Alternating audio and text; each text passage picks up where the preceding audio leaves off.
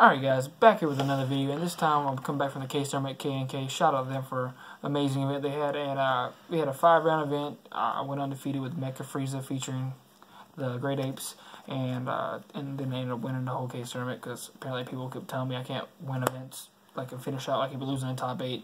So I had to prove them wrong finally, and this deck is pretty degenerate and it's super consistent at doing what it does, and it's pretty awesome. But I'll go ahead and explain some things before we get into it. So we got Mecha Frieza's the leader. If you don't know what he does, he produces extra cards cost by 1 on this side, and on the other side by 2. A lot of times you'll end up awakening turn 1, and if you don't, you still are fine. You can wait until like turn 3 to awaken, or your opponent's going to hit you, and then you're still going to awaken on like turn 3. And it's a pretty versatile leader. And some games you'll get really ridiculous hands where you end up going down to 1 life, and it doesn't matter because they can't kill you because you have so many cards and you have blockers, which is pretty cool. So that's it for explaining the leader and how he should be banned or eroded severely. For Planet Vegeta, this card says, I'm a Rhoda for Saiyans 4 or less. We'll search for any Saiyan 4 or less when you play it, and you play it for free until your life. Helps you awaken. Card's insane. 3 Bloodlust. The 4th one's in the side. Card's fantastic in certain situations, but sometimes another card on my side is better. So it comes out sometimes, especially in the mirror. It's not that great. And you got 4 Shugesh. Need 1 more 4. But just got this right after the event was over. This guy is insane. When you combo with him and you have 4 or less life, you don't get a draw card. You get to put a Saiyan with 4 or less cost for your hand into play. I'll explain some interactions later. So you got 4 Lord of the Great Apes, King Vegeta. This card, when you play it, you get to search for any Great Ape 5 cost or less from your deck and add it to your hand. And yeah, he's amazing. 4 of super amazing defensive card, Explosive Son Goku. When you combo with him, Shugesh on your opponent's turn, whatever is attacking you, if it's not a leader, obviously it blows it up. Also, sometimes they'll attack with your leader if they'll have something that's already tapped, and you just kill it. Or you crush a ball or something, and then you'll kill it like that, and that's pretty awesome interaction as well.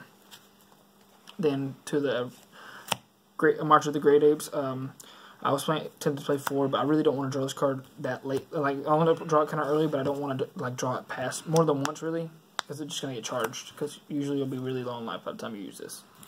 Unless you're just like in a slow situation. Then the only ape you can bring out with March of the Great Apes, that's why you don't play more than 3.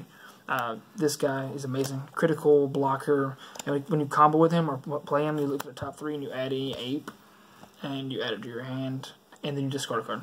But usually you don't use this ability when you actually play him out of your hand. You kind of just use it when you're comboing with him, because that's when he's best.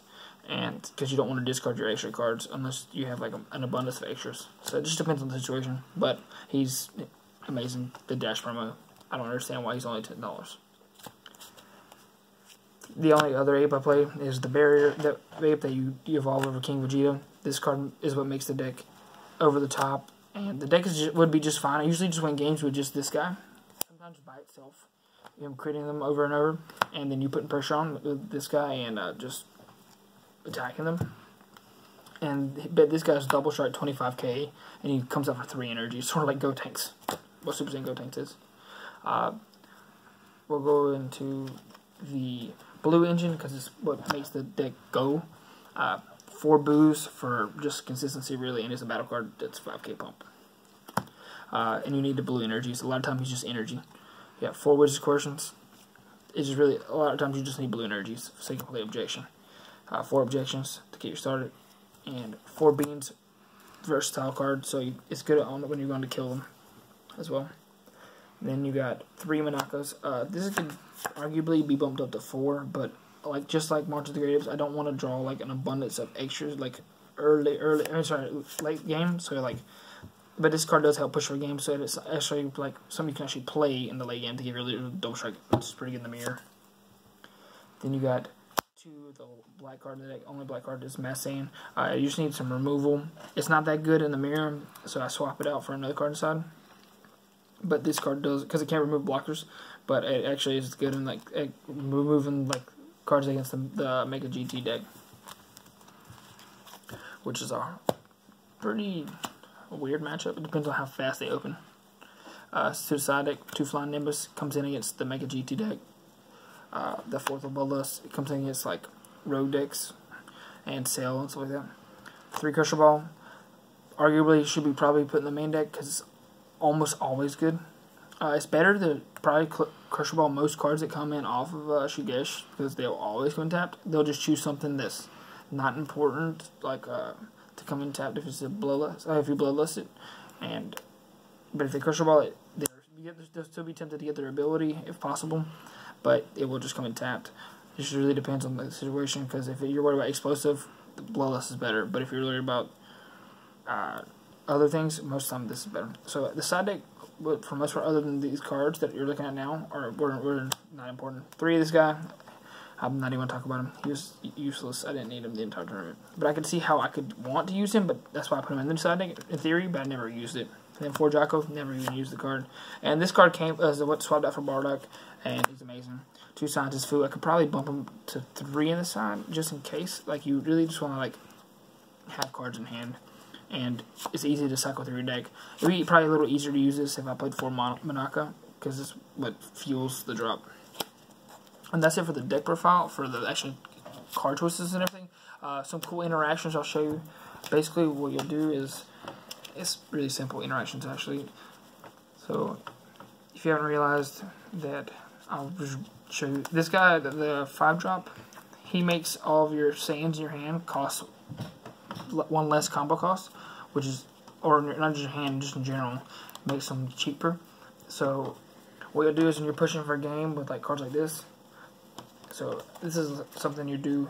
So you say I'm attacking with this guy for a game, and I have Shugesh in my hand. I Shugesh, and I Shugesh a King Vegeta in play. When he comes to play, I add this guy, and say I have a random card in my hand I don't want, like a Wizard Coercion or Objection when I'm trying to like go for game, and I'll come with this guy for free, no energy cost. Look at the top 3, grab an ape. Let's just say I grab another ape, which is a very common play. I'll look at the top 3 and grab an ape. And I usually do grab this. I don't know how I'm so lucky with that. And then you basically grab this and you discard this because you don't need it. You're going for game. Then you do it again, potentially grab another ape. And that right there is just a comp potential of with this guy. Unless you want to evolve him, which is kind of nuts too. Because what if you could grab the other ape and then you could just evolve him and tap for another 25 beater, and they all untap during the end of the turn. But so that right there, just in that sequence of cards, was not that many cards really, because this was free to add this, and this was a grab off this, and you discarded a deck card. So 35, 45, 55, 60,000 double strike, and that's just like earlier did 90,000, and there's no way he was recovered. He was tapped out on turn 3, I think, or turn 3. A lot of times you can end the game on turn 3 or 4. And that's a pretty fast game for the deck. But like I did basically make my opponent realize they couldn't beat me on turn after my turn was over, because I was at 1 life, but I had 2 of these guys on the field, and he's playing Beerus in the finals. Shout out to him. I'm gonna do the deck profile tomorrow with him, and please check that out. And we'll be doing another deck profile with from Saiyan next, and there's no telling what deck profile I'm gonna post next. I have a lot of ideas. Shout out to K&K once again. And the Kitchen Table Meta and all our sponsors, Ultimate Guard, MetaMats, and Super Collectibles. Please check them out. If you don't know about them, please just look them up. They're obvious, good sponsors. Deuces.